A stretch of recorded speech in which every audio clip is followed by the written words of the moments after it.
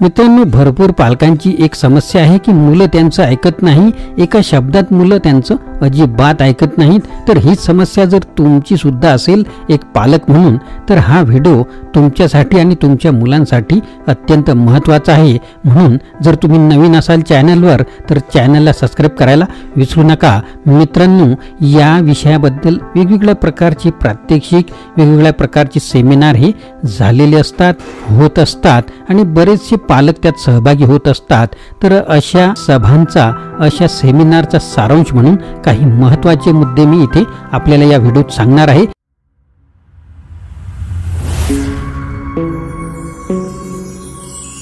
नमस्कार मित्रांनो, माझे नाव आनंद आहे आणि मराठी आनंद यूट्यूब चॅनलमध्ये आपणा सर्वांचे स्वागत आहे. कोणते कोणते मुद्दे आहेत पहा. तर एका शब्दाने सांगा.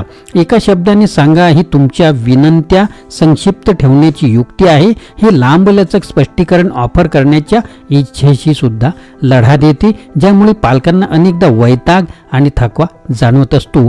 परिस्थिती: त्यावेळी माझ्या मुलांच्या फक्त एकच काम नेमून दिले होते, जेवण झाल्यावर त्यांच्या ताट सिंकपर्यंत नेणे. तरीही एकही रात्र गेली नाही जेव्हा मला त्यांनाही करायला सांगण्याची गरज भासली नाही.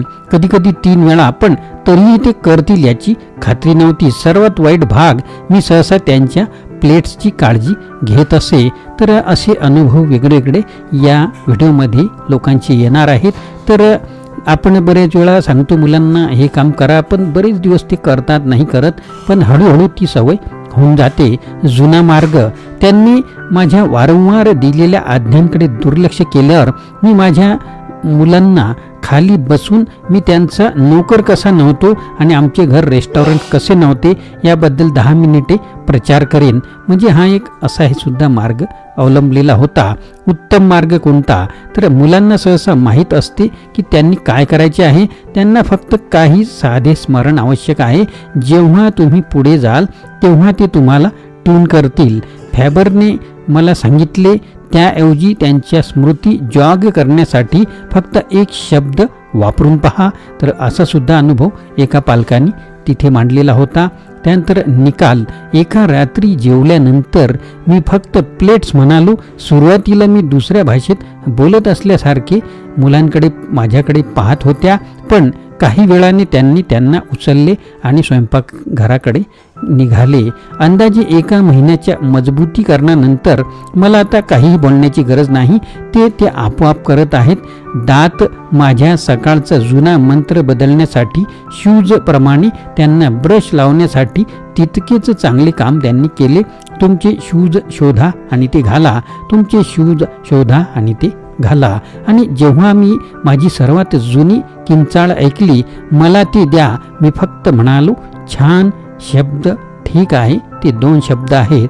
ती म्हणाली, कृपया तुम्ही मला ती द्याल का? अशा प्रकारची भाषारचना एका पालकाने बदलली आणि जो बदल झाला तो या पद्धतीने झालेला आहे. तुमच्या मुलाला सक्षम करा. तुमच्या मुलाला ऐकण्यासाठी सक्षम करणे तुमच्या मानसिकतेतील बदलाने सुरू होऊ शकते. उदाहरणार्थ, आदेश जारी करण्याऐवजी माहिती प्रदान करा. लहान मुलांना प्रौढांप्रमाणे नैसर्गिकरित्या काहीतरी का आवश्यक आहे हे सुद्धा जाणून घ्यायचे असते. ही माहिती दिल्याने मुलांना त्याचे पालन करण्यास प्रोत्साहन सुद्धा मिळू शकते. परिस्थिती: माझ्या मैत्रिणी मिशेलने नुकतीच जेवण दिले होते तेव्हा जेव्हा तिच्या सवयीप्रमाणे तिच्या 2 वर्षाच्या मुलीने तिच्या खुर्चीवरून उडी मारली, मग ती परत चढली, वळली, उभी राहिली आणि कुशीवर थबकली. तर जुना मार्ग कोणता आहे आणि नवीन मार्ग कोणता? तर जेव्हा तिचे मूल एखाद्या रुग्णाला प्रतिसाद देत नाही, तुम्हाला शांत बसण्याची गरज आहे, तेव्हा मिशेल नाराज होईल आणि अशी काहीतरी म्हणेल. हे समजणे किती कठीण आहे. तुम्हाला बसावे लागेल. तिची मुलगी रडायची पण बसली नाही. शेवटी तिला टाइमआउट मिळेल, ज्यामुळे तिच्या वागण्यात काही बदल झाला नाही. याऐवजी उत्तम मार्ग कोणता अवलंबायचा आहे? तर सतत आदेश जारी करण्याऐवजी तथ्य सांगा. सतत आदेशांविरुद्ध कोण बंड करत नाही? पालक विचारतात की मला माहिती आहे की मी करतो. मुले आमची बोली लावण्याऐवजी प्रोग्राम केलेले रोबोट नाहीत. त्यांना त्यांच्या इच्छा स्वातंत्र्याचा वापर करणे आवश्यक आहे. म्हणूनच आम्ही त्यांना जे करण्यास सांगतो त्याचे अगदी उलट ते करतात. युक्ती म्हणजे तुमचे निर्देश एका शिकवण्याच्या क्षणात बदलणे. म्हणून ते दूध काढून टाका ऐवजी तुम्ही म्हणू शकता दूध सोडले की खराब होते. हा दृष्टिकोन मुलाला सांगतो, मला माहीत आहे की जेव्हा तुमच्याकडे सर्व माहिती असेल तेव्हा तुम्ही योग्य ते कराल, असं पालक स्पष्ट सांगतात. तर याचा निकाल काय लागला या अनुभवाचा, तर पुढच्या वेळी मिशेलच्या लहान मुलाने जेवणाच्या वेळी जंगल जिम खेळले तेव्हा मिशेलने शांत श्वास घेतला आणि मग म्हणाली, हनी खुर्च्या बसवण्यासाठी आहेत. तिथे मूल हसले, बसले आणि मग जेवू लागले. असे यापूर्वी कधी घडले नव्हते. मिशेलने अहवाल दिला की तिला अजूनही तिच्या मुलींची आठवण करून द्यावी लागत होती, पण शेवटी तिची चिमुरडी ऐकू लागली. तंत्र इतर परिस्थितींवर देखील लागू होते. उदाहरणार्थ प्रत्येक गोष्टीला स्पर्श करणे थांबवा असे म्हणण्याऐवजी मिशेलने सूचित करण्यास सुरुवात केली की त्या नाजूक गोष्टी अगदी सहजपणे तुटू शकतात. लेगूस ग्रीन बिन मध्ये आहे, जेणेकरून तुमच्या वेळी तुम्हाला त्यांच्यासोबत खेळायचे असेल तेव्हा तुम्हाला ते सापडतील. आणि फ्लश्ड टॉयलेट्स दुर्गंधीयुक्त होतात. तुमच्या मुलाला एक पर्याय द्या.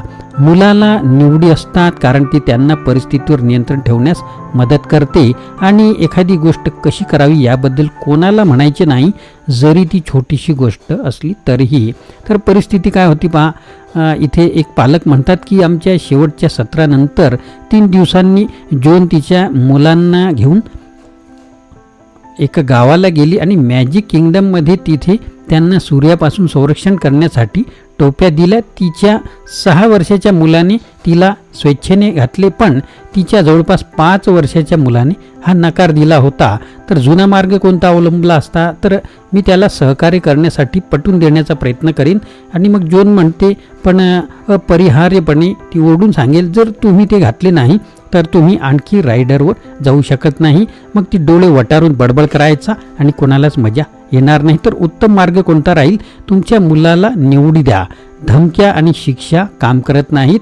तर एका कार्यशाळेतील एका ठिकाणी इथे स्पष्ट मुद्दा असा आहे की सहकार्य न केल्याबद्दल वाईट वाटण्याऐवजी एक मूल आणखी हट्टी बनते, परंतु त्यांना निर्णयाचा भाग बनवल्याने ते तुम्हाला मान्य असलेल्या निवडी करू शकतात. तर याचा निकाल म्हणून काय लागला, तर जोनने ते तिच्या मुलावर सोडले. तुम्ही तुमची टोपी आता किंवा पुढच्या राईडवर बसल्यानंतर घालू शकता. तो अजूनही पालन करणार नाही, पण तो पीटर पॅनची फ्लाईट चुकवल्यानंतर मी म्हणालो, ही तुझी टोपी आहे, आणि त्याने ती बरोबर घातली असे पालक म्हणाले. तुमच्या अपेक्षा व्यक्त करा. अपेक्षा व्यक्त केल्याने प्रत्येकजण समान पृष्ठावर असल्याचे सुनिश्चित करण्यास मदत करू शकते. या बदल्यात ते संघर्ष होण्यापूर्वीच ते टाळू शकतात. तर एक परिस्थिती कशी होती, ॲमीने तिच्या मुलांना शाळेत जाण्यापूर्वी TV लावू दिला. मग एक शो संपल्यानंतर ती तिच्या 4 वर्षाच्या मुलाला कपडे घालण्यासाठी घेऊन जाईल, तर 7 वर्षाचा मुलगा पाहत राहील. मग तेव्हा तिच्या मोठ्या मुलाची तयारी करायची वेळ आली तेव्हा ती ओरडायची, अजून 10 मिनिटं कृपया, असा चालायचा कार्यक्रम. तर जुना मार्ग कोणता, तर ॲमी ओरडायची नाही, तुम्ही पुरेसं पाहिलेलं आहे, आता बस झाला. तिचे मूल आणखी काही तक्रार करेल, शेवटी ॲमी ओरडेल, मी नाही म्हणालो. मग अधिक विनंती करून मागितल्यानंतर तिने तिच्या मुलीला आठवण करून दिली की तिच्याकडे तिच्या भावंडांपेक्षा टीव्हीवर जास्त वेळ आहे आणि तिला सांगेल की ती कृतज्ञ आहे. तर याऐवजी उत्तम मार्ग कोणता अवलंबला, तर पहा, तुमच्या मुलांना तुमची योजना वेळेआधी कळू द्या.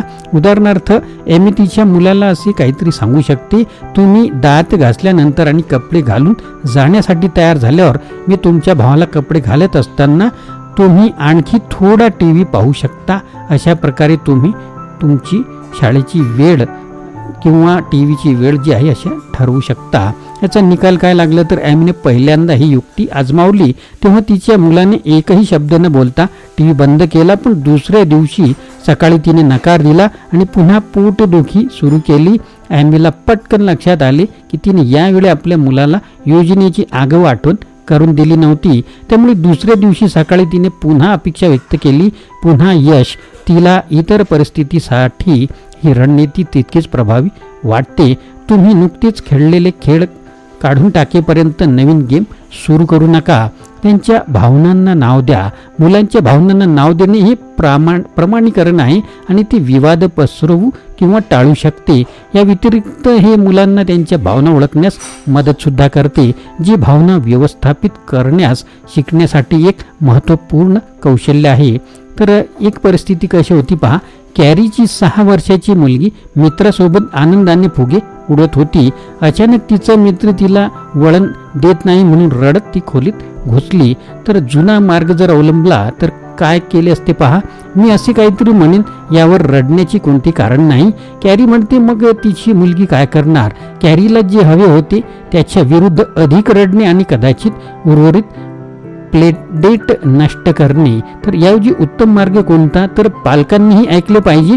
प्रत्येकाला हे जाणून घ्यायचे आहे की ज्यांनी ऐकले आणि समजले गेले. तर इथे पालक म्हणतात मुलाला रडणे थांबवण्यास सांगणे हा संदेश पाठवते की त्यांच्या भावनांना काही फरक पडत नाही.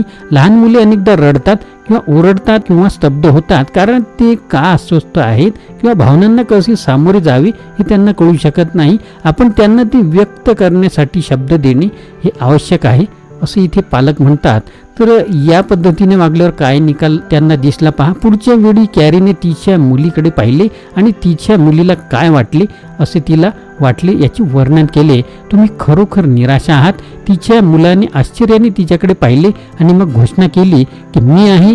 कॅरीने सल्ला देण्यापासून तुम्हाला तिच्या मैत्रिणीचा बचाव करण्यासाठी तिलाही एक वळण मिळायला हवे किंवा सात्विक ते जीवन आहे देण्यापासून रोखण्यासाठी तिची जीभ धरली. त्याऐवजी ती म्हणाली अरे तिचे मूल बोलत राहिले. माझ्याकडे 2 बाटल्या बुडबुडे असायचे. कॅरीने तिच्या मुलीला विचारले की तिला परिस्थिती अधिक न्याय करण्यासाठी काही कल्पना आहेत का. तिच्या मुलाने त्यांना वळणे सुचवले. त्यानंतर कॅरीने त्यांना किचन टायमर वापरल्याचे सुचवून पिगी बॅक केले आणि तिच्या मुलीने तिच्या मित्राला योजना समजावून सांगितली आणि सर्वजण आनंदी झाले. स्वतःला जास्त बोलण्यापासून रोखणे कठीण आहे. इथे कॅरी म्हणते की ती बरोबर आहे. तू माझे कधीच ऐकत नाहीस आणि मला तुला किती वेळा सांगायचे आहे. आपल्या मेंदूमध्ये रुजले. टेक अवे या एका कार्यशाळेदरम्यान माझ्या मित्रांना आणि माझ्या लक्षात आले की तेच असहाय्यतेचे डिफॉल्ट करणे थांबवण्यासाठी आणि नवीन युक्ती वापरल्यास सुरुवात करण्यासाठी थोडा सराव लागेल. पण हा संपूर्ण मुद्दा आहे. आम्ही आमच्या मुलांशी कसे बोलतो ते बदलणे जेणेकरून त्यांना आम्ही काय सांगण्याचा प्रयत्न करत आहोत हे समजू शकत नाही तर ऐकू इच्छितो. ही उदाहरणे हा व्हिडिओ आपल्या नक्कीच काही ना काही कामात येईल. तर मित्रांनो नवीन असाल तर चॅनलला सबस्क्राईब करायला विसरू नका. पुन्हा भेटूया अशाच प्रकारच्या वेगवेगळ्या प्रकारच्या व्हिडिओमध्ये. मित्रांनो आपल्याला व्हिडिओ आवडल्यास लाईक करा, शेअर करा, सबस्क्राईब करा.